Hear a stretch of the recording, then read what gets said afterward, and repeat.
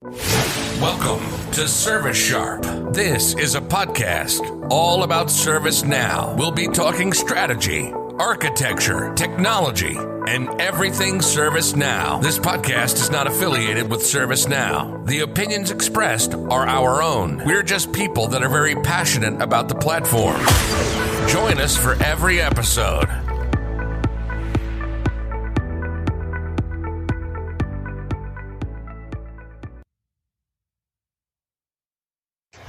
All right, welcome back. This is Jason Gibson with ServiceSharp.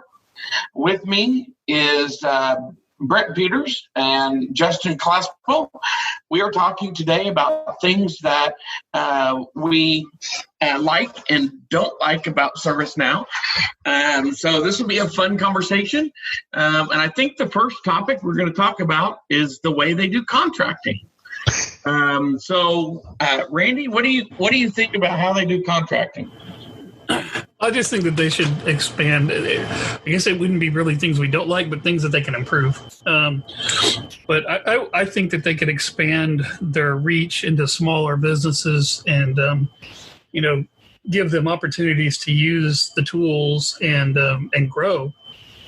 Rather than restricting it basically to the companies that have a huge budget. I mean, I understand why they're doing that, but I think that there's quite a bit of money to be made by going ahead and opening up part of the base software to smaller companies, making it more accessible. Yeah, and they had the Express. The Express wasn't very successful because they said it had too high a support cost, but if they came out with a light version or just the ITSM standard version and gave it at a reasonable price to I guess what is a revenue base. So if a small company didn't have a lot of money and it would be the initial plus the licensing, right? Right, but you'd have to relabel it. It couldn't even be because again, every time somebody would Google or the community that's probably what part of the problem with Express was. You Google something and you go to a community site and then they try to do an Express and they don't have permissions or can't even access the page or whatever. Yeah, they'd have to be like market it instead of service some different way, like you're saying. I think but it would expand their customer base because they would get a lot of these other maybe not-for-profit or non-profit organizations that could use it, or smaller companies that are not, Fortune 500 companies. Yeah, I mean, my wife works for a company that has a couple hundred employees, and they are a nonprofit, and they couldn't afford it. And I just hate seeing that because there are organizations that could benefit so much from having ServiceNow that it just you just kind of feel for it because you want to say, well, go get ServiceNow and it can solve the problems you're having, but they can't. I think that there's kind of an interesting use case with enabling small businesses to be part of the ecosystem. Just so that they can more easily consume the services of the larger companies that are paying the bulk of the fees to ServiceNow. Basically opening it up in order to provide more value to their bigger customers. Mm-hmm. I mean, on the thing, I don't know if I don't think I mentioned it anyway, but like the base edition being basically just the task table, and it's pretty well set up, right? Task. So you couldn't do much with it, but you could consume, let's say, store apps.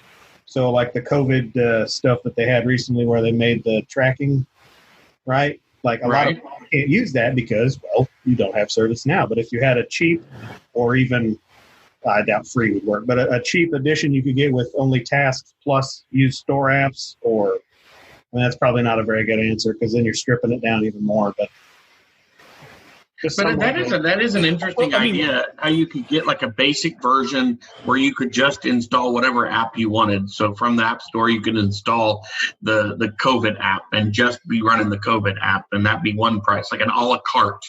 I mean, I know it's kind of a la carte now, but it's a la carte plus a giant fee. Yeah. Well, think about the billions of dollars that could be made or used in a more productive way by creating a unified supply chain fabric, like making it to where if your vendor is using ServiceNow, you can have an instance of ServiceNow, and then your supply chain all flows through that, all the tracking. So everything is way, way more efficient, meaning that you have more money to grow, to buy more ServiceNow licenses, or to add more value and bring more things in. I just think that it's such a great ecosystem that making it, giving it kind of, Microsoft has even come around to open source, part of their stuff. So, making it to where it can be integrated with much, much easier for smaller companies to where they can connect in, use some of the power on their side, or creating some sort of light interface like you guys are talking about. Right. I mean, the question is like Microsoft, right? So I know that some of the larger organizations I've worked with have huge Microsoft bills. I mean, they're huge Microsoft bills. But I also know companies that are smaller that don't. So right. It's the same kind of thought process, isn't it? Yep, and those are probably the same companies that would benefit from using the ServiceNow. Well, I mean, Lite or whatever you want to call it. Look at my company. We use Office 365 for everything on our side, and we got the same power available to us as some of the larger companies. But if we're just a smaller company, so we're paying a smaller fee because it's a per user fee. And we can do some really high-powered add-ons for a lot more money as well, but we really don't need them. But there's no way we could even think about having our own ServiceNow instance, even though that's what we do for a living is fix ServiceNow problems. Right. So my question is, would it be beneficial, you think, to them to go to a per user licensing? Like there's a company like my wife has 200 users. That's going to be charged for 200 users. And then you have like University of Oklahoma has 10,000 users, and they're going to be charged for 10,000 users. Would that make better sense as a long-term strategy, do you think? And they kind of already do that. They kind of do that, but then you also pay for your base. So you pay for your modules, and then you pay for licenses to access those modules. Yeah, it's a balloon payment that you have to do to get the base that is the killer. That's the killer for everybody, yeah. But I don't know. I mean, I don't know their business model. I don't know how they plan on stuff. But they're not, because it's the licenses is for ITIL users. I'm talking about a license for every individual user. However many actual... how many people are in your company? I mean, what you're pointing at, though, would be like, I'm sure they did the math on this when they... when they thought it through. Yeah. No. From my perspective, like right now, I mean, how many different fees are they paying for the different accesses I have? Right. So they don't. I mean, not only do they pay my base fee, but then they pay my access to the module as well, right? They do kind of have the same problem that Microsoft has going on, where it's like almost impossible to know what the heck you're supposed to be paying for. Well, that is a fun one too. I went through an audit myself and I call it an audit, but it was a renewal. And during the renewal, it got so complicated, and it's like, okay, stop. Tell me the basic criteria. And I had to go figure it out. And then I had to take it to them and go, no, you're wrong because of this. And, but it's one of those things, man. It's tough. Yep. Yeah. When it comes to licensing on almost any big software like that, it's kind of tough. Even with Microsoft, it's tough. I mean, Adobe, what was that one that we got audited for? Crystal Reports. That one was a fun one too. You're missing the hardest one, which shouldn't even exist. Oracle. Oh yeah, Oracle's fun. Oh, Oracle. that is like going to the proctologist. Yeah, it was extortion. So, I think that they have racketeering laws for stuff like that. Right. Yeah. Could you imagine ServiceNow with every module enabled and turned on, and if any single user ever touched it, you'd be charged the module price. That's a lot. Yeah. It was basically one license key allowed you to turn anything on, even if you were licensed for it. And there was like a one warning prompt is like basically, hey, you sold your soul to the devil if you click yes. Do you agree? And of course, everybody's like, yeah, because I don't read these things. Yep. I don't even pay it, right? Right. Well, And then, on the screen, a yes or a no. then when they have a bad quarter, they go, let's audit some people. Salesman needs a new house. Yeah. I didn't make my boat payment this month. Let's come on. I mean, so they are obviously they don't have the worst setup since. No. No. No, I think in general that they've tried to be fair to the customers that they are going after. It's just that I would like to see them explore targeting, a product for the lower end market to allow there to be a uniform ecosystem to form. Yeah. And the reason why that's what I'm saying. Yeah. Reason why worldwide commerce works as well as it does is because there's just a couple of different systems that everybody kind of knows that how to work with that are very, very universal. You're either on Linux or you're on Microsoft. You know what I mean? And I was wondering with Bill McDermott, right? Dermott, with the new CEO of ServiceNow, I was thinking that there'd be some changes in that way, but I haven't seen any yet. No. Well, I mean, it's not really been all the good news they've had lately is really not his doing. It's the previous gentleman who's just kind of. I think it's wise when you're a new CEO not to rock the boat right away, especially right when you start right in the before pandemic.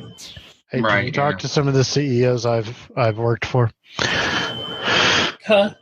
Can you talk to some of the CEOs I've worked for, because they usually rock the boat the first 2 days they're in? Well, there's a problem with leadership, and that is most leadership roles come with an ego. Yes. And that ego says, I've got to make my mark as soon as I get there. And a good leader wants to get to know why the company's being successful or unsuccessful before they start moving pieces around.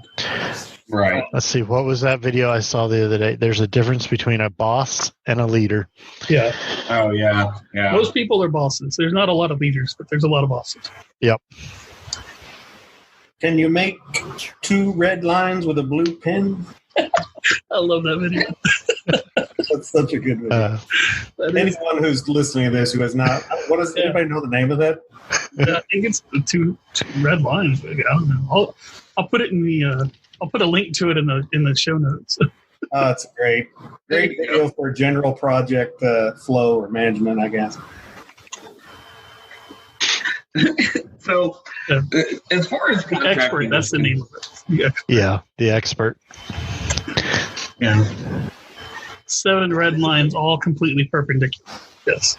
Can a couple of them be blue, maybe a green one? And one with transparent ink. Wow. But they all have to be red. Yeah. No, they need to be red, but drawn. Yeah. Yep. Yeah. So.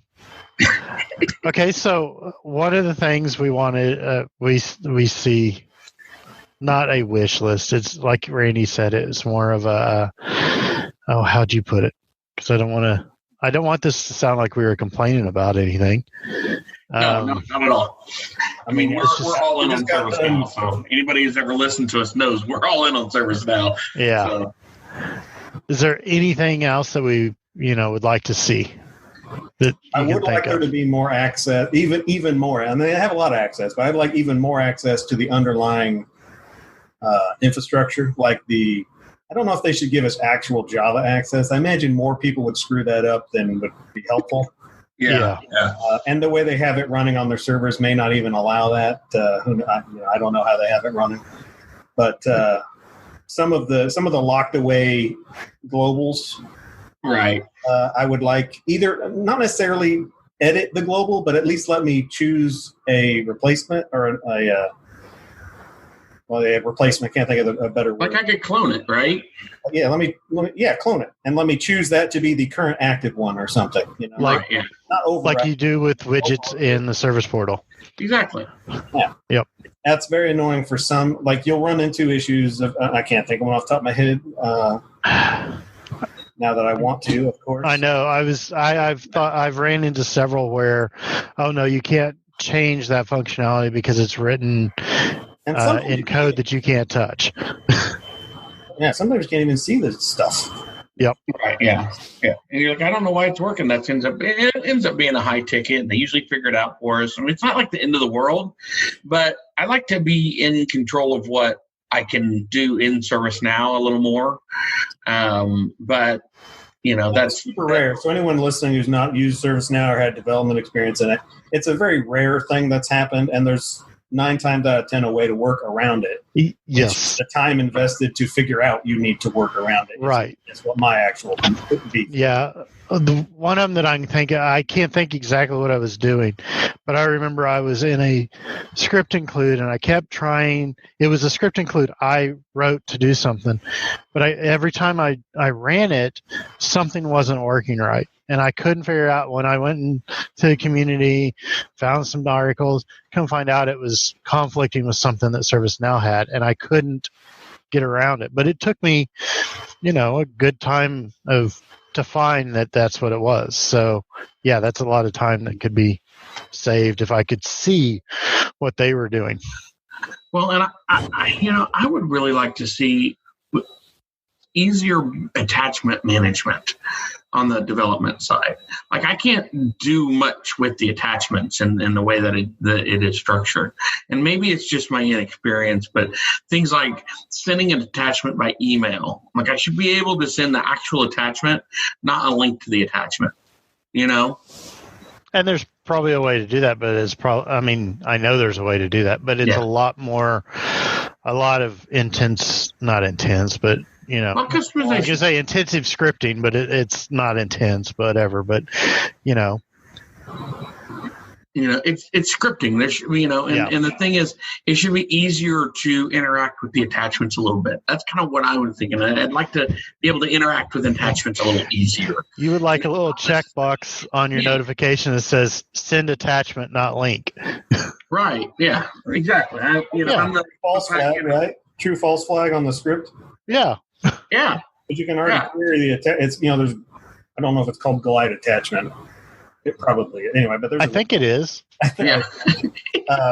So there's already ways to work with it. So there probably is a way out there, and we just have to dig through the. It's glide sys attachment. Another thing I would like is, and this one is more of a convenience thing because all the information is out there. It's just in like 7 different pages. And that would be their release notes. Yeah. When there's a new version, I understand you want to have kind of the summary version and then the deep dive detailed version, but that, that's why they allow you to have separators on pages and, hyperlinks to move lower in the page or up to the top or whatever. I used to love the old wiki. I still would go to the old wiki now, and I know that their new doc site is amazing. If you haven't been to the new doc site, it's great. How could you not? I love the wiki. But I did like the wiki, yes. It's cleaner. It freaking searched faster, and I'm glad I used that word. I liked it a lot better. The new one's too SP single-page app-ish to me, where everything just feels like it's pretty, but it just feels slower to me. It may not be. I just feel it feels clunky and slow compared to what the other one was, which was just a doc site without any color. There's red at the top in the logo, and the rest is going to be white and black text. Just very basic, and it just seemed to run fast. I'm sure that was some sort of organization. Or maybe they were just trying to get off WordPress, which is kind of what it looked like. Or not WordPress, Medium.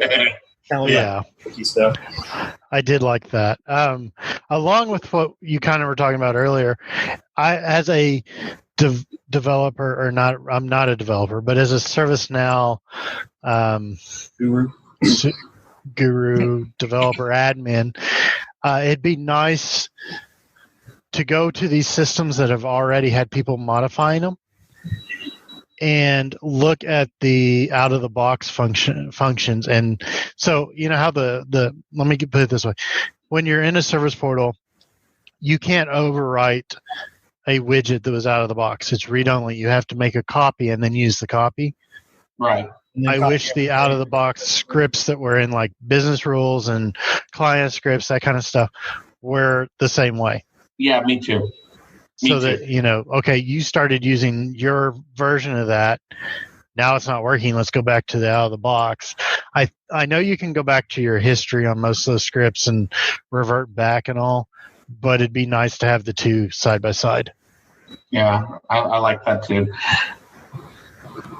Because I've had to go clean up some stuff from people, and it's just easier. I will say that my bane of my existence a lot of times is the reporting. And I don't know if it's just because my developer mind, I just want to get what I want to get, and it ends up being that. But things like reporting on surveys is just insanely difficult. It should be so much easier to report on surveys. Well, the way they did surveys with 3 different levels of tables, that just makes it harder to report on. You can do it, but it is a lot harder. Like you said, it should be a lot simpler. Add that where they'll have like the ability for you to kind of see like what they consider a top level table, and then it just automatically knows, hey, these are two related tables that are kind of like a database view. Trying to do something in the CMDB, right? Like right. A billion tables, but you also have the base CI table that technically has a little bit. It's like the task table, it's got just a little bit. Right, but it's also, yep. Yeah, it has everything else in it, yeah. Now, I can tell you, from coming from 2 other service management tools to ServiceNow, their reporting tool is so much better than any of the other ones that I've ever used. Yeah. I'm not saying it's not it's a bad reporting tool. But there are some limitations. So, there are some limitations for specific things. Right. I would like to be able to do in the reporting, if we're going to go with that, add a column that I can do a calculation in. Right now, you have to do those calculations like in Excel, so I have to export that and then go over and do the calculation. Performance analytics for? Performance analytics can do some of that, but if I just want to do a quick report of, here's all of I'm trying to think of one that I just did. Here's stories, but I want a percentage of complete off to the side. That is not a field that's in there. It's not something I want to go spend time in performance analytics creating, because this is a one-time report that our CIO wants or whatever. So you could do here's points. Oh, go ahead. I was going to say, can you do that sort of thing where you can do the subquery inside it's not called a subquery. What do they call it? The related? I get what you're saying though. And I think what I'm suggesting is actually just going to add another table to pull data. In theory, you might be able to do something like in database views, but you still can't do your own. I want this column to take this column and divide one by the other and get your percentage or whatever you want to do. It'd be nice to be able to do that. Coming from the last tool, we had to use Crystal Reports. I could do all that stuff, and in this tool, you're limited to not add your own type of report column, which I can understand. It's easier to support it on ServiceNow side, but it just, if we're throwing out, here's something I'd like, that'd be cool. I wonder if they're ever going to add any sort, they may already have it. I don't do much with reporting, so I apologize for my ignorance here. A way to script your report, like from pure script, like let's see, what did they have? Script libraries off the top of my head, but there's data. I can't think of it. Hold on. We went, I've had organizations go completely around ServiceNow reporting because they wanted to be able to go do it in PowerShell now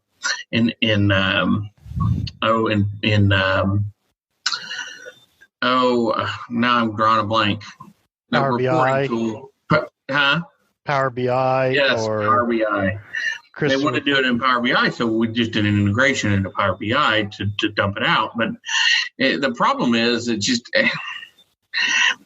you should be going to ServiceNow to report on ServiceNow. You would think so. Power BI does have a little bit more. I am not jumping on the Power BI bandwagon over ServiceNow, but there are things you can do in Power BI that you cannot do in ServiceNow and performance analytics or reporting. Well, and it goes back to easy use. And I think if they could expand out the reporting to include more of those kind of things Power BI has, I think it would be more usable. It could be, yes. Justin, to get along on your script the reports, they do have custom charts, and you can go in and do script generated on those custom charts. But that's what I was thinking of. Like the only one that I know of is Chart.js, but that's not actually there's a bigger one that starts with a D, which probably means it starts with a different letter. But when my brain works.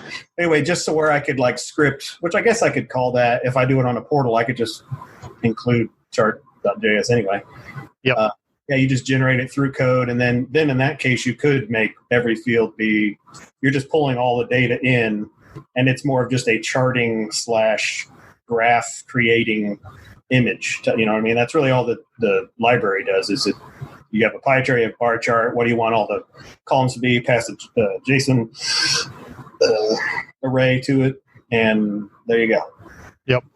Object, not array. Anyway. I knew what you were going with. But again, I guess you're not really going to do that, I guess, inside the platform anyway. In the platform view, it'll be more in the portal views that you would do. Yep. And again, you could just pull in whatever your favorite API is for doing the graphing or charting. So I guess I answered my own question on why they don't really bother with that. So I digress. Yes. Yeah. I apologize to ServiceNow for questioning their wisdom. Never. It would be nice though. Yeah. Like, well, you guys are talking about Power BI. Like one of the places I've worked, they do dashboards and they just do an iframe and throw a Power BI report in that iframe. Awesome. And so then you have but again, now you're separating out, like there's multiple points of failure yet again, because they felt like they had to make that report in Power BI rather than and ServiceNow may have been able to do it, but I personally feel performance analytics is exceptionally underdocumented, but that may just be my inability to learn with what they have. And I think the performance analytics. Now, Brand, you and I have gone to performance analytics classes before, workshops. And the performance analytics, they should have ITSM should come with performance analytics, the full performance analytics for ITSM. Now, you want to sell it separate for HR or one of the other modules. I don't know. I just think that people would utilize the reporting engine more, and it would just make things more usable, and they wouldn't have to spend all this money to export stuff out. Yeah, but I agree with Justin, though. Performance analytics is a little bit underdocumented. We were in the process of buying Mirror 42. I think that's what it was called. And then ServiceNow bought them out and made performance analytics out of them. So whenever I learned it, there was no wizards. There were no GUI. It was you wrote everything out. And so what I learned was how to use the base system and everything. So there wasn't a lot. Then whenever I started going back in there and trying to figure out how to make the pretty charts and all this kind of stuff and all, looking up documentation, there is a little lacking in that. They assume you know all the terminology. I will definitely say that. I wonder if part of the problem is also not necessarily performance analytics. Like I keep saying performance analytics, but that's just because I'm ignorant of reporting in general in ServiceNow. But maybe reporting is a thing that's under documented. I can see where you could say that because there's not much out there for. It's good luck. Here you go. Yeah, I mean you follow the new wizard, which I grew up on the old wizard, so the new one is still taking me time to get used to. Yeah, the old one's I'm still going to the old classic view. Yeah, when they remove that, I'm going to be in trouble. Is it Paris? I think that they're removing it. Don't tell me that. Don't tell me. Seriously? I think so. I misread that. I mean, I thankfully don't do much and again, I say thankfully because I just haven't studied it yet. But right. Well, and honestly, a lot of the admins know it pretty well. Like Kathy knows the reporting engine pretty well because she's had to do a whole bunch because she's had requests for it, and so that's definitely an admin task that is done a lot. They're requested a lot. Yeah, like a power user type thing for what I'm familiar with. Somebody learns it real when maybe they knew another thing, but it's more of a dedicated / end user is the one that makes them type thing. Yeah. But I should probably spend more time on that. It's definitely one of my, when I get someone with a question on a report, I'm either going to have to reach out to somebody else on the team or I'm going to do a decent amount of research for something that may shouldn't not take you that long. It feels like it shouldn't. Maybe it should. Maybe it really is that complicated. But it just doesn't feel like it should be that complicated. And right. Again, maybe it's just my mind does not think like a person who does reports. Maybe I don't know.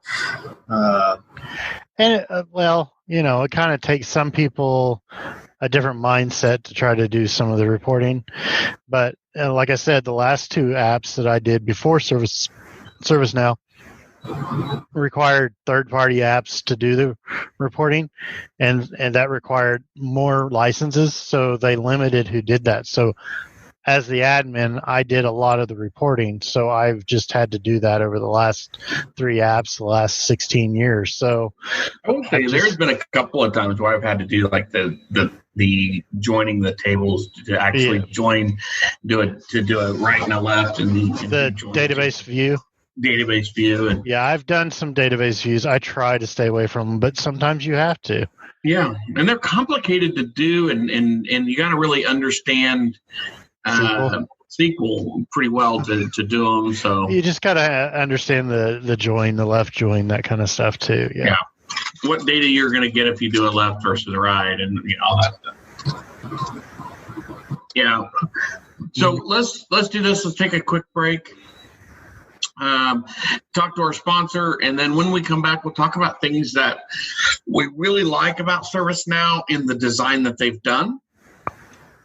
So give us just a couple of minutes, and we'll be right back. This podcast was made with Anchor. Anchor is the easiest way to create and publish your podcast. It's free. Creation tools with it allow you to record and edit your podcast right from your phone or computer. Helps you distribute your podcast. It's super simple to publish to Spotify, Apple Podcasts, Google Play, any of the major ones. You can make money from your podcast. There's no minimum listenership, so they make it super easy to monetize. It's really everything you need to make a podcast in one place.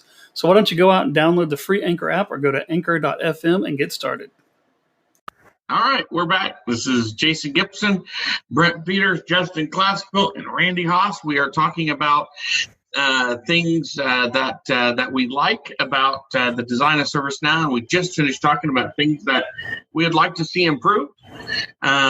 So, guys, I guess I could start off if you'd like. I love how the new Angular and Bootstrap widgets and how they actually allow you to see the HTML, the CSS, the server side, everything in one view to be able to troubleshoot and to create the app or to create the widget itself. So I really love that part about ServiceNow. What do you guys think? It made me think of one more thing that I don't like, but that I would like to see change. Well, what was that? What would that be? The client scripts. You can't manipulate the DOM anymore. No, you can't manipulate the DOM. But I understand why. Well. And yeah, you can. There's ways around that. But yeah. I'm with you. I do like the new Angular Bootstrap kind of approach that they're going towards. It is making the application, how do I put this nicely? It's making it not look like an 80s program anymore.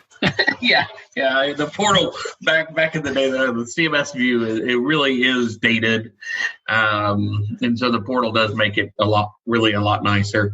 I learned that term from my old boss and a team lead. Yes. Yeah, I don't know who those jokers were, but They usually spoke pretty good wisdom. yes, they did. At least once or twice a day. I'm not sure they're still like that. They're all on mute. Yeah, they're all on mute.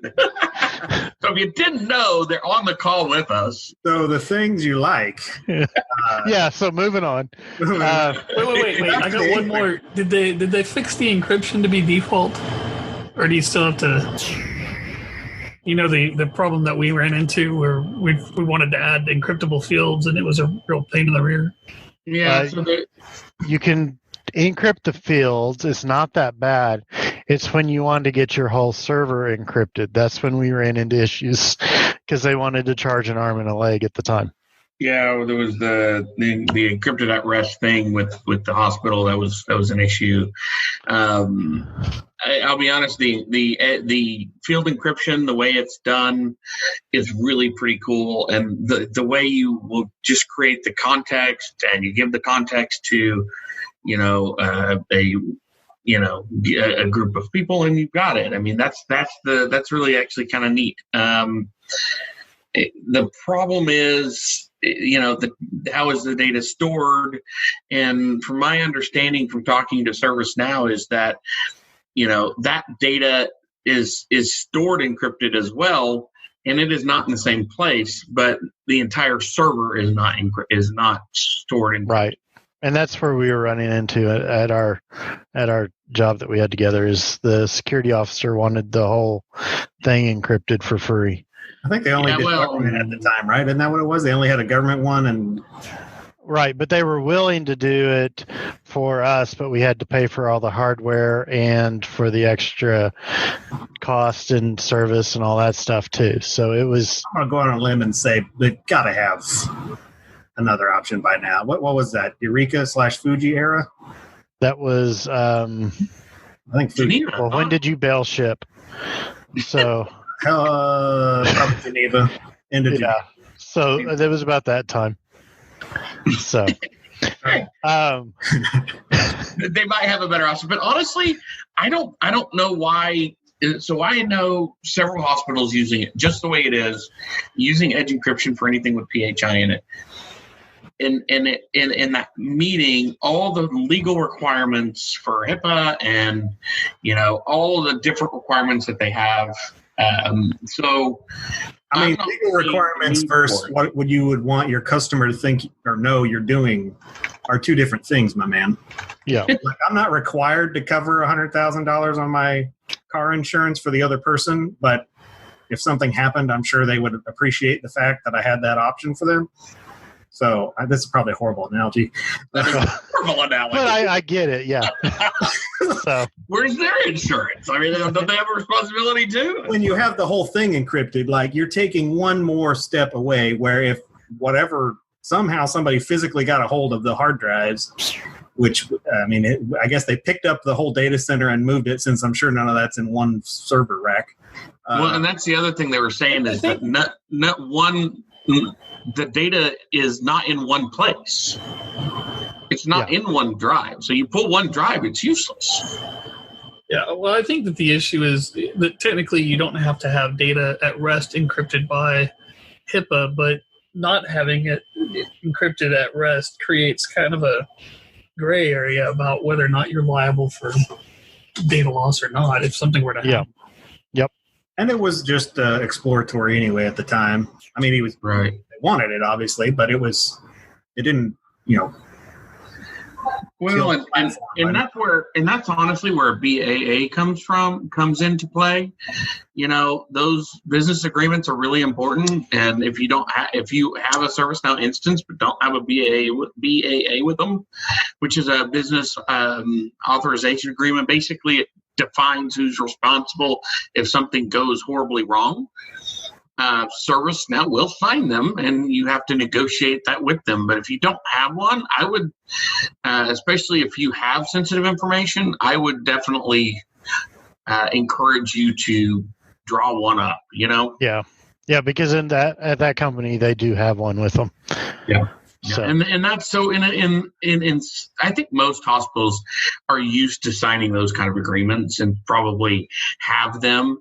But you have people that have SOX information and financial stuff and all kinds of stuff. So if you have any kind of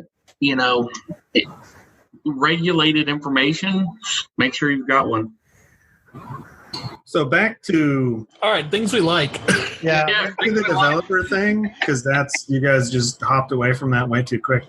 The widget, or what do they call it? What do they call the designer? Is that what they call it? Yeah, the widget designer. Widget designer. That whole thing, like, to me, was a great step toward being developer focused. Mm-hmm. Right. It wasn't perfect by any means, but it was far better than the previous attempts at being developer friendly. I guess not focused, but developer friendly. There we go. Yeah. And then obviously when they had the studio, which I believe was out before that. Maybe it came out at the same time. I can't remember. No, it came out before that. But Studio is nicer than what they had for the apps before. Yeah, Studio is pretty amazing. I will say that I would love to see the Studio view for the global. Does that make sense? Like, I'd like to be able to have global, to use Studio to configure global stuff, Can't you do that by just pulling in the table? No, you can't access Studio without access. Studio is only scoped apps. Scoped apps. I really would like to see Studio in global scope. But it's only scoped apps, and global's not scoped, so you can't do that. I know, but wouldn't it be nice to have everything in there for global? No, I agree with you. I'm like, come on, man, you got to agree with me on this one. Just pushing your buttons. Yeah. I don't know why, but recently I've really started liking the safe agile that they put in there. It works really well, but maybe because the main company I work with has moved to that, and it's made things streamlined on how we do things. So I'm glad they are keeping up with, the progression of agile and different project management and that kind of stuff. So they are keeping up with the times of the apps, or the not apps, the processes that people use within IT. So safe is I've really kind of, I don't want to say fell in love with it, but I do like how it works. So if you guys load Studio, the next time you load Studio, and you can start from global, which is called a legacy global application. Okay. Well, you're going to have to walk me through that on a later date. We will get back on the next podcast whether that was successful or not. And what version are you on? And you can add existing files if you don't want to have to create files, and you can choose from update set, a table, or just the name. You can. Yeah, it's not, obviously, based on what we just went through, it's not as user or not as obvious, I guess, as, or intuitive. Whatever the word I'm trying to think of there is.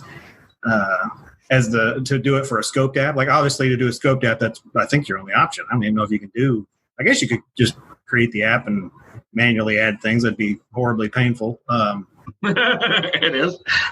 I've done it before I started using Studio.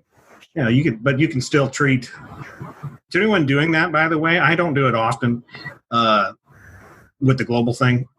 Use an update set, and then you can pull your whole updates, or if you have multiple, you can still do that. But then you could pull them in when you're editing the global app. Otherwise, it gets super confusing remembering all the bits and pieces for whatever you're moving around. So try to keep it in one update set. So what you're saying is you're willing to, on a future podcast, go over Mobile Studio, or not Mobile Studio, go over Studio with our wonderful audience here? It would be a pleasure at a future date, you bet.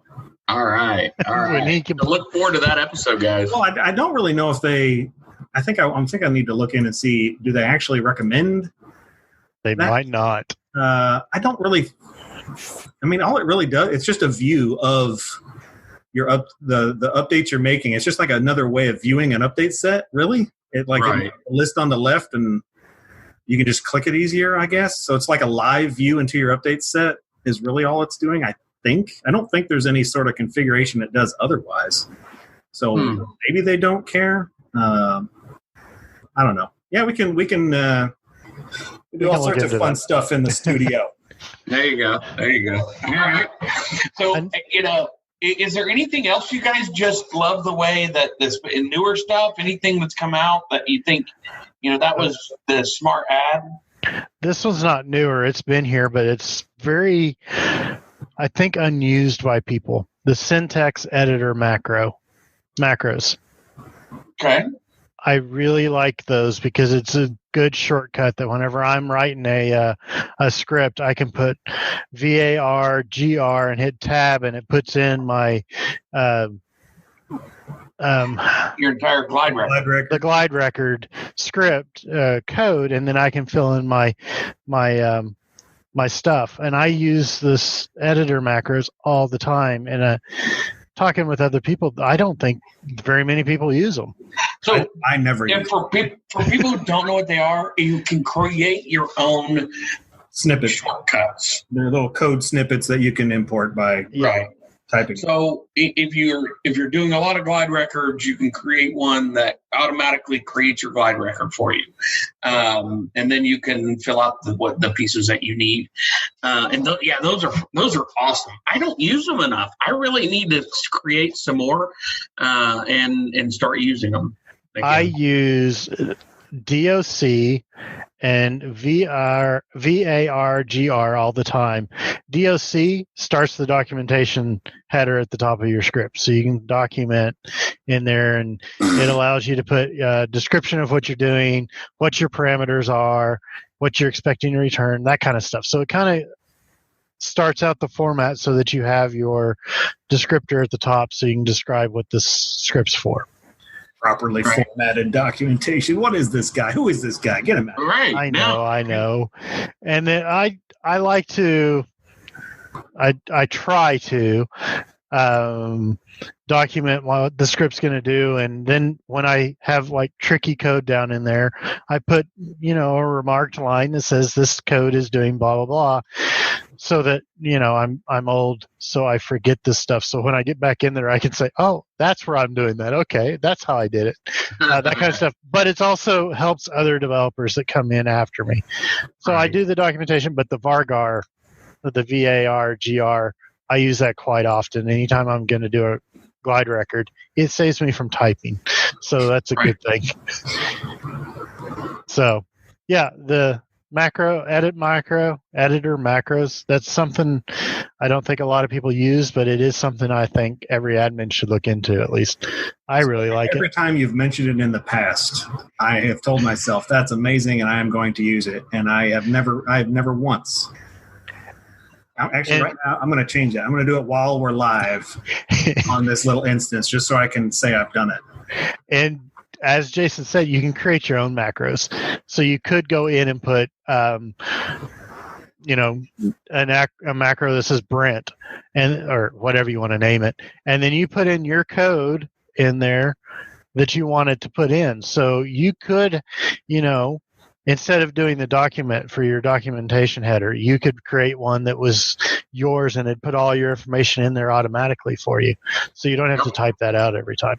So based on your naming scheme, you're really good at adding documentation to the code, but not necessarily naming the business rule or client script. I came up with a generic name. Yes. I name every file. Business rule does on the change table.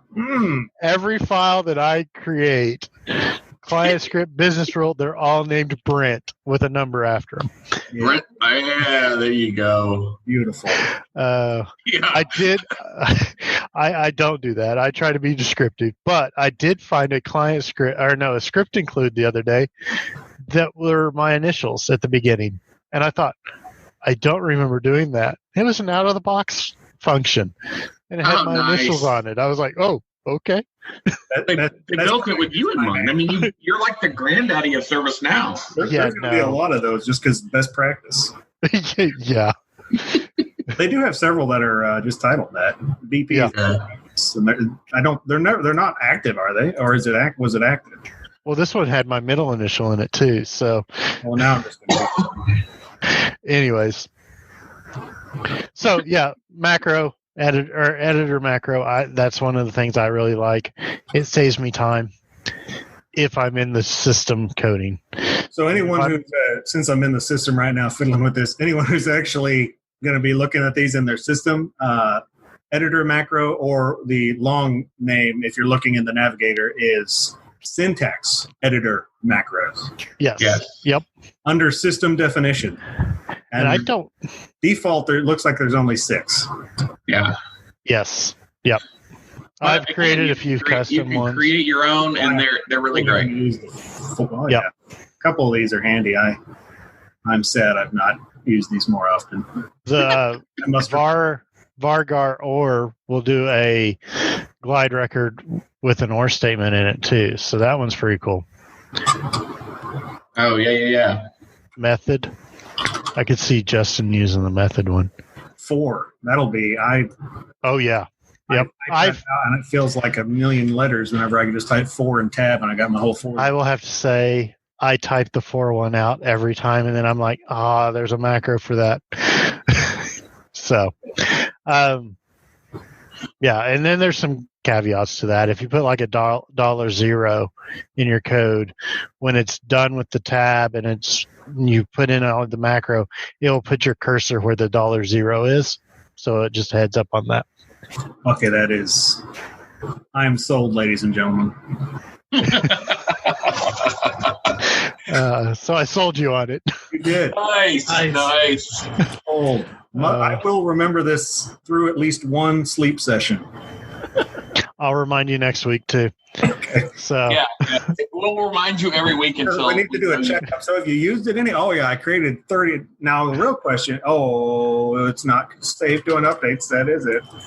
Insert state, ladies and gentlemen.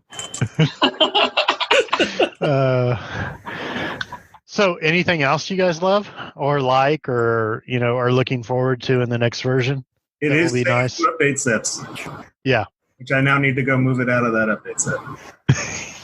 I think that they've done a great job partnering with Microsoft and creating a bunch of links to. I really love the new Outlook, the embedded Outlook. So if you don't know, when they came out with Madrid, they brought out basically it is a button in the Microsoft Outlook client that you click on, and you can create an incident or create something in your visual task board. They've also created and it doesn't use. You're not emailing it back. You actually have an incident form come up on your screen in your email client. You fill it out and you submit it. So you can gather the data that you want in order to get an incident created correctly, versus what they used to want to do is everybody wants to do an inbound action that creates an incident every time somebody says, incident, right? So, yeah, I'm old school. I love inbound actions. Yeah, I was getting ready to say, it makes it sound like you're not a fan of inbound actions there, Jason. I'm not. I'm not a fan of an inbound action that doesn't give you any data to work with. So I can't tell you how many times they're like, we just want to turn on one for incident. And the only thing we're going to have it do is create an incident. And the only thing is the user, and you got to call them, and the service desk gets a blank incident without any data. Well, then you don't. That to me. It almost then at that point, you don't open one. Inbound action. Yeah. There's a lot of wonderful uses for inbound actions. That's not one of them. Remember, this is the happy time, so you got to have at least one positive comment about everything we talk about. That's right. So But the Outlook, it also allows you to do, there's another portion of this that allows you to put a script in your surveys to where you can actually do your surveys in the client. Extremely useful. I really love that feature. And if you haven't turned it on, it is kind of, both of those things have to be configured correctly, and it has to be turned on both the Outlook side and in ServiceNow, and it has to be connected, right? I mean, it's like everything else. But you actually have to configure it to make it work? Yeah, right, exactly. I mean, it's, it's not plug and play like, some things are. You actually have to configure it to make it work. I mean, to be fair, even plug and play stuff nowadays requires. Yeah, I was being sarcastic. I believe it's plug and play, but I then have to connect it first. Right. Enter a pin and move it between 3 feet and 6 feet. Anyway, so another positive, going back to the positive list here, which you may have already said, but I was totally listening. The ability to do a background script and revert it. Yeah. Amen to that. Yeah. That was added. We did 400 incidents. Or there was another thing, the just delete, restore, I mean. Yeah. Just that in general. One of you guys mentioned that the other day. Yeah, the trash can. That is called awesome. Trash can. Recycle bin is delete recovery. Yeah. That's an amazing thing. Well, and it is nice. Yeah, but because it restores everything related. So, like, we had somebody delete a PO, which then, of course, deletes the line items, and then I don't remember if it deletes receiving automatically or not. I'm sure they clicked yes if it did pop up. But it'll restore all that stuff just based off when you restore the PO. It's amazing. Absolutely amazing. I can't remember when they added it. It's been a while. If you haven't looked up delete, restore, delete, whatever, just restore, type that in your navigator. I'm sure you'll find it. Yeah. Well, I had a customer call freaking out. They're like, I don't know what to do. And I'm like, okay, so what's the problem? They're like, one of my users deleted a whole bunch, like 200 of requests or tasks. I'm like, well, what do you mean? Well, they didn't want to see tasks in their inbox or in their to-do work, so they deleted them all because they just wanted to have the request, and so they deleted all the tasks. See, where I come from, that would be a two-part process to fix. One, we go to the delete restore thing and we bring them all back, and then two, we submit an HR termination form. Then step 3 is take delete rights away from ITIL user. Yeah, that was another thing. It's like, okay, so why does this particular user have ITIL admin? Yeah, that's one of the first. That'd be one of the first things I would do for almost any process that you're deploying is go look to who can delete, and let's limit that. Dude, nobody should be able to delete. I mean, there should be a very rare time that you can make things inactive. Why? Very few reasons do I find to give people a lot of delete access. Based on that, another thing that I don't know how, it may have been there since Aspen or before, but I just noticed it a couple of weeks ago when I was trying to troubleshoot something. The ability to have the role inheritance map. Okay, yeah. That's been there for a while. It wasn't in Aspen. I can tell you that. Feature where you just click on it and you can see how does this person have this role? Like, what is granting it? Is it another role plus a group plus another group, or? I guess that kind of has been there, but not as easy to find now that it's well designed. They make it easier. Yeah, it was absolutely, it made that troubleshooting go much, much quicker. Oh, impersonate. Oh, yeah, the new impersonate thing where you can actually end it without... Yes, impersonate and end. That's nice, too. I'm going to say right now, ServiceNow, thank you. That end impersonation thing is awesome because you don't know how many times that I have my name in there twice because, admin and local account and not. And anyway, and you're doing that. And just end impersonation makes it so much easier. I didn't have an issue with all that, but it is nice to end it. Yes. Yeah. Submitting tickets on other people's behalf, mainly Jason Gibson. That's a good thing to impersonate. You can tell. Hey, when he was occasional part-time, I deleted a lot of stuff as him, and Yeah. So if you don't know, when I left the Integris organization I worked for, I stayed on as an occasional part time for a long time. So they kept my permissions live, and just in case I needed to go in and adjust some application that I built, or which actually I don't think it ever went live. But anyway, but just so that there's something I needed to tweak or help them with or something like that. Yeah, and aside from the every, what was it, Brent, 72-hour password reset or so is how long he would last? Yeah, I think so. Yeah. Wow. But, yeah. Wow. So, no, the impersonation is nice. The impersonations do get audited, so we have that auditing, so we can make sure that nobody's impersonating people they shouldn't be. Yeah, that's another thing. Role, is it? Isn't it just tied to admin, or is it a separate role? It is a separate role now. It used to not be. No, it didn't used to be, but as of 3 or 4 versions back, I can't remember when it came, but it is a role that you can give out, but they can never impersonate a permission that's higher than themselves. So let's say I give it to ITEL user. They try to impersonate me as the admin. They can impersonate me, but they can't do anything that they don't have permissions to do. Yeah, I think it was Kingston when they started separating those permissions out on a lot of stuff. I think so, yeah. But one of the nice things about it is I give that impersonation to like people that I need to do testing that I trust, that are, say, ITIL. I actually gave it to ITIL admin or ITIL admin people. I gave them the impersonation role, added it to that role, so it got inherited. So I wouldn't do that, but I did give it to our performance analytics writer or admin, because when she writes dashboards that are like per manager, she's not managing. How many people do you have that are ITIL admin? I have 72,000. No, none. No, I don't give ITIL admin to anybody. I have an issue. I gave ITIL admin to 5 people and included impersonation.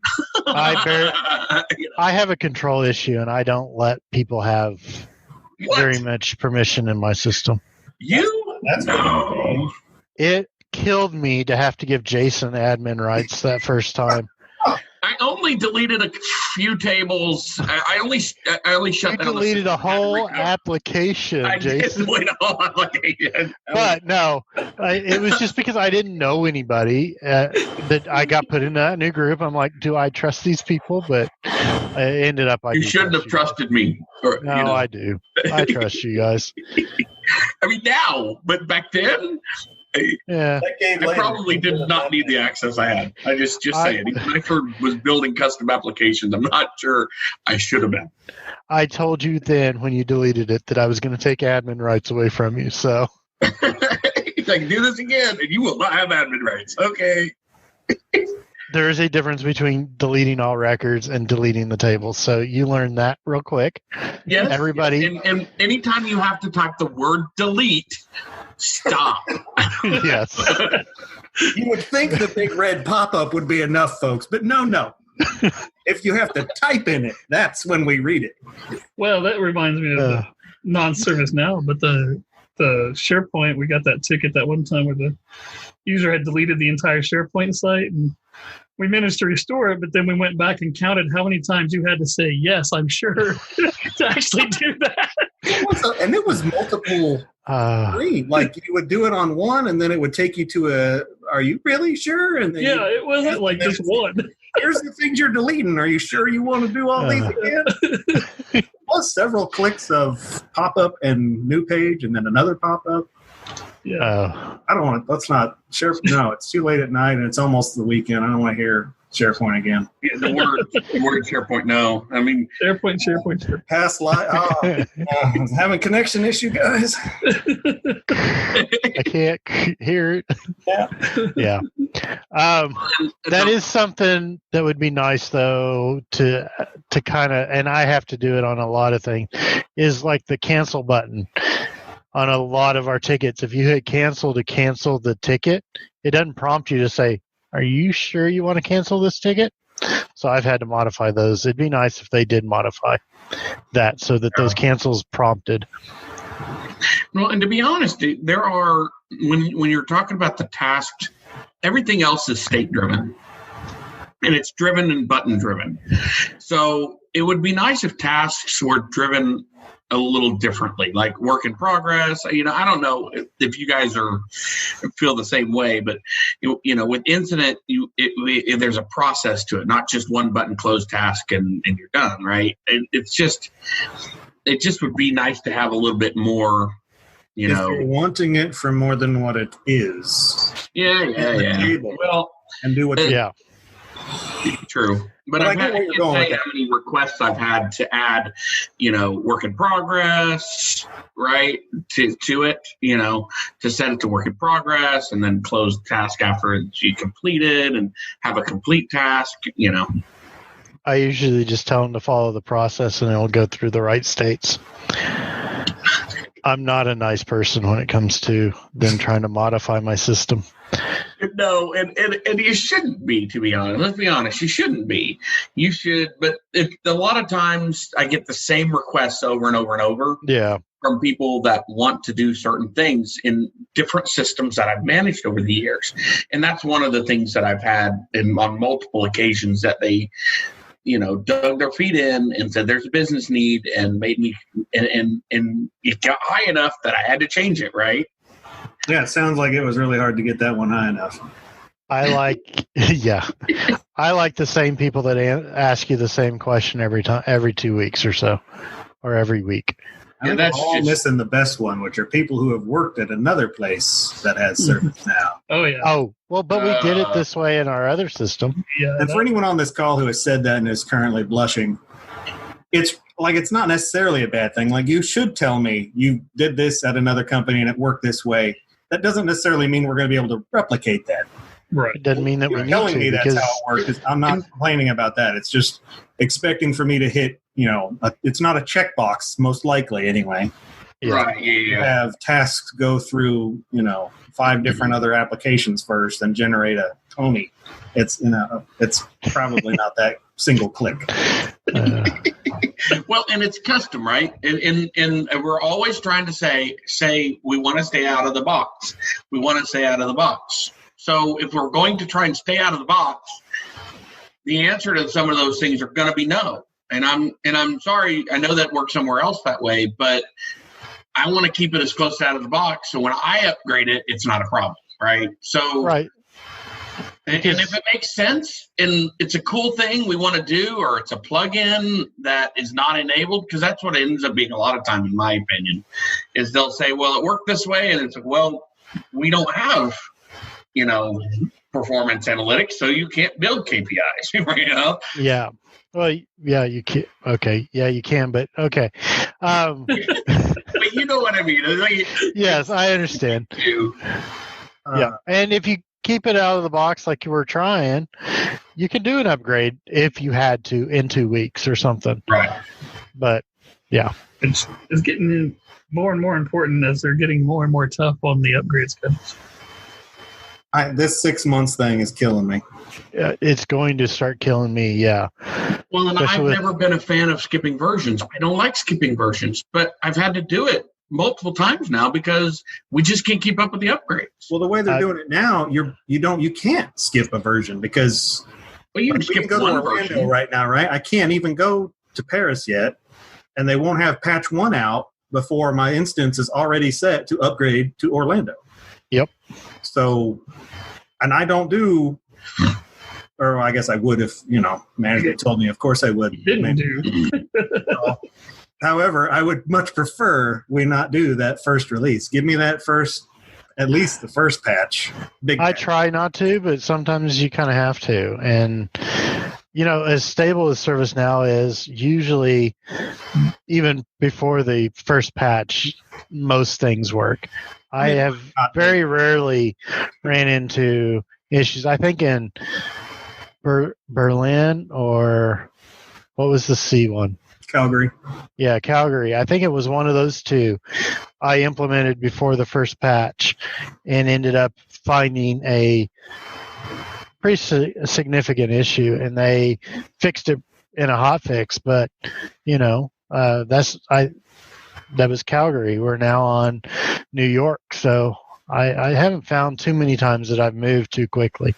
I would say that I'm assuming by now they've got that, at least the major stuff. I hope. Yeah. For their sake, because that's a pretty big deal if you're forcing us to do. Yep. Do twice a year. Of the, like even ServiceNow. I think I mentioned to you guys the other day that even knowledge now is it's not knowledge dedicated to. There's going to be a whole version that is missed between knowledge. Yep. Right. So it's going to release, and the next one, by the time they have the next knowledge, it'd be over Paris, and Orlando was completely skipped because it was in the middle of the year. Hey, 2 releases a year, they're more stable. When they were doing the 3 releases a year, they would never, that it was always on this date it was going to come out. Well, back then it would come out and it'd come out if it was working or not. So they'd push it and people would have issues. So they decided to do the more stable. Well, I remember more stable, I can tell you. What version was that was a complete, was it Geneva? I mean, it was a complete failure. I mean, when it just did not work. There was so many bugs. It was insane. Was it, I think that was the admin of that system, not.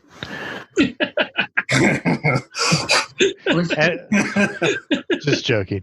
Yeah, there was one that came out recently I forget what it was. It was Helsinki or Geneva or something. There was one that that they literally at the next knowledge they apologized for. Yeah, I think I skipped that one. Yeah, and so they were like, yeah, we're really sorry about that, and we've put measures in place we wouldn't have that problem anymore, and it really has gotten better. So it's better than whenever they did the 3 release, the summer, spring, and winter, or whatever it was. Going back to fanboy mode, it's impressive that they have that release schedule, that they've kept it up for as long as they have, with as few bugs as they have. Yep. Yeah, that's what I was kind of getting to is, you get a hot fix, or you get a patch from Microsoft, you get hot fixes for the next month to try to fix them. Right. I don't know now.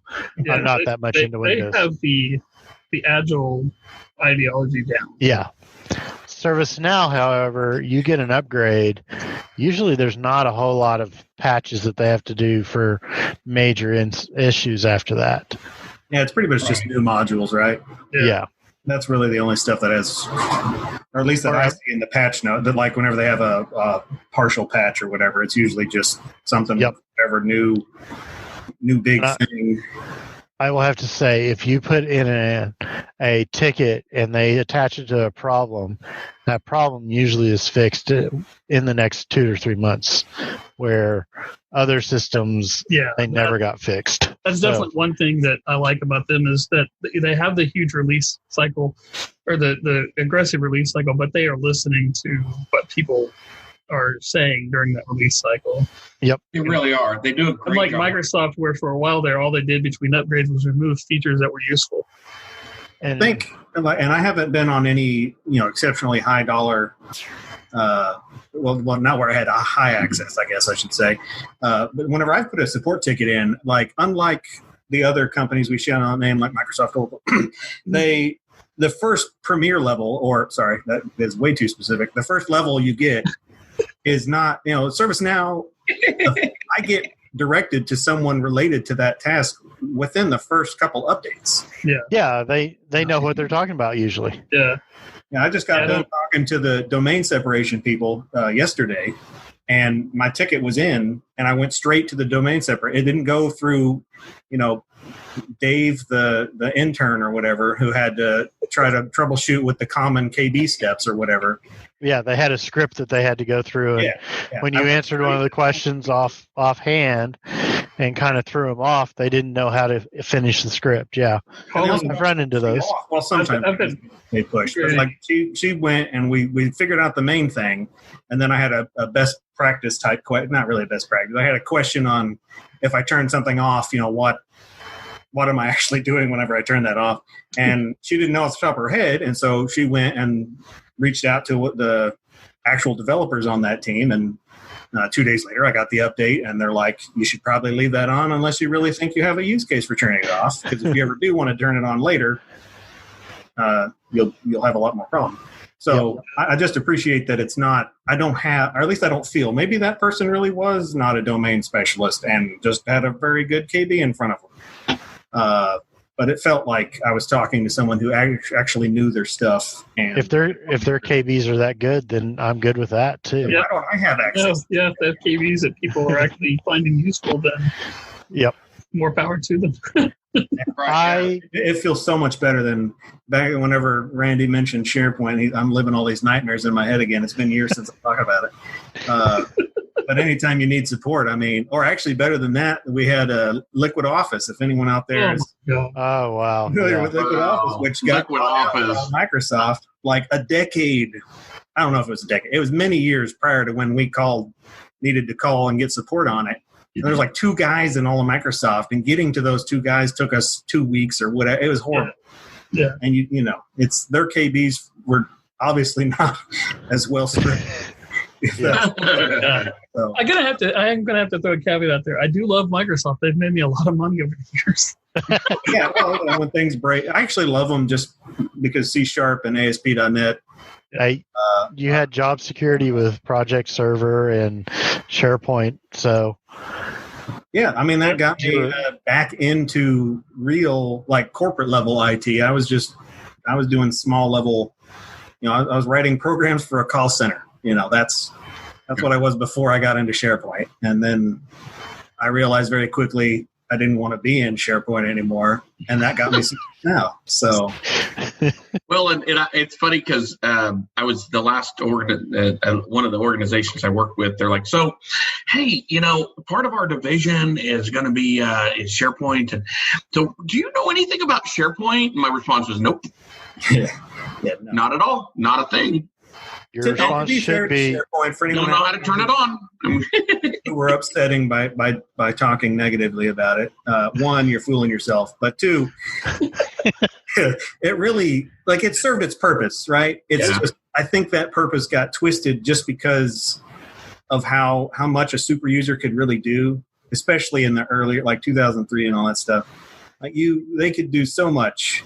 Well, it was super powerful, but no governance out of the box. And so, you know, it became a Wild West that was, some parts of it were really, really good and some parts sucked. I think it like I relate it to the same thing of someone who's ever had to work with AD and upgrading AD, or even just discussing upgrading Active Directory, where it's been there for, and probably Exchange. I've never done Exchange, but I'm going to assume it's along the same lines of how horrible it is to try to upgrade because you've had it since 2003 or whatever. Yeah. And it was not, 2003 data recovery or even documentation versus, 2020 or the people who watch this in 5 years, 2025. The documentation level is quite different. So, and the expectation for just the software itself. Yeah. So it's really not fair, I guess, to say it was a horrible platform. Maybe if somebody started a fresh, what is the new SharePoint Online or 20, whatever the new version's called. If somebody started that, maybe it'd be great. I just know coming from a place where we were upgrading out of being obsolete.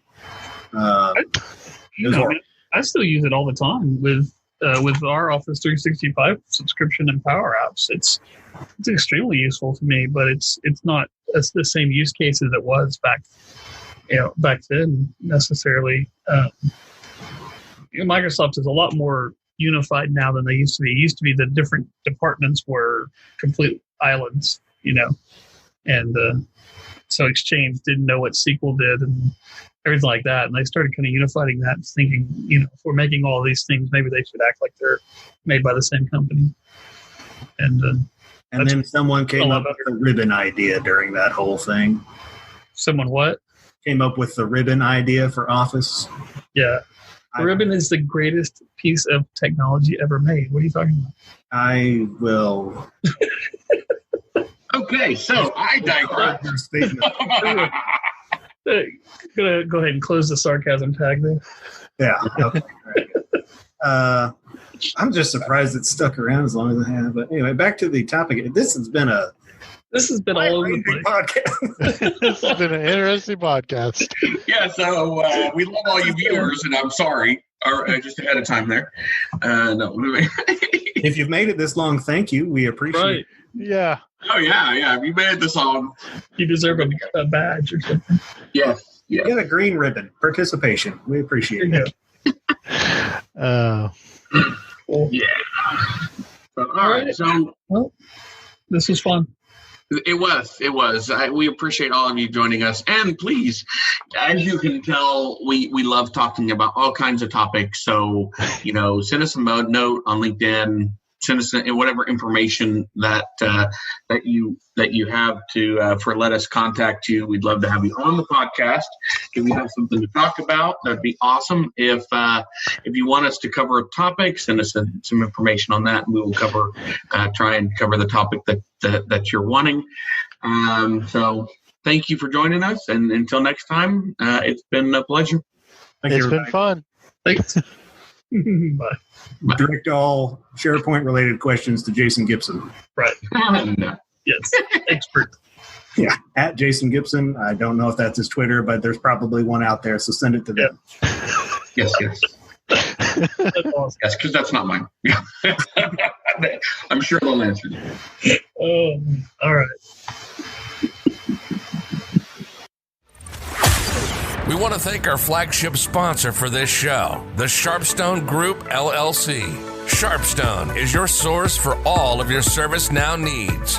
Implementation, development, administration, strategy, and architecture. Contact the Sharpstone Group today at info@sharpstonegroup.com or 405-594-0100. We'd love to answer your questions or have you on the show. Contact us at ServiceSharp@sharpstonegroup.com or find our LinkedIn info in the notes. Additional sponsorship opportunities are available.